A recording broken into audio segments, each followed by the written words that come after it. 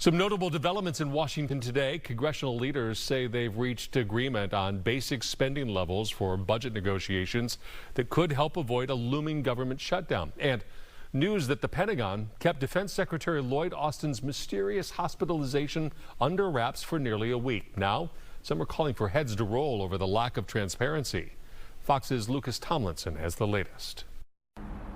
Congressional leaders agreed on top-line budget numbers that will keep the government funded for the remainder of the year, although it's surely to be met with opposition from House conservatives. Still, President Biden celebrating the news of this new agreement in a statement saying, quote, "The bipartisan funding framework congressional leaders have reached moves us one step closer to preventing a needless government shutdown and protecting important national priorities."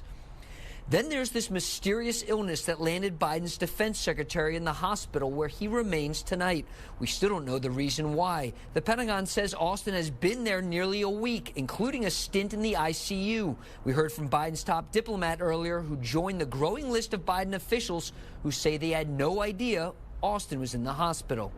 I wasn't aware of his medical issue. In fact, I talked to Lloyd last weekend.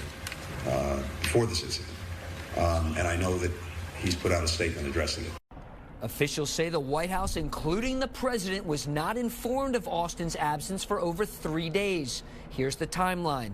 Late Friday, the Pentagon released a vague statement saying Austin was admitted to Walter Reed last Monday for complications following elective surgery on December 22nd. The nature of that surgery remains unknown. At one point, Austin became ill and was rushed to the ICU. His authorities were delegated to his deputy, who was on vacation in Puerto Rico.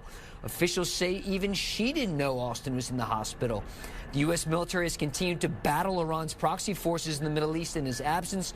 Both GOP and Democratic leaders of the House Armed Services Committee say, quote, "Transparency is vitally important. Secretary Austin must provide these additional details on his health and the decision-making process that occurred in the past week as soon as possible."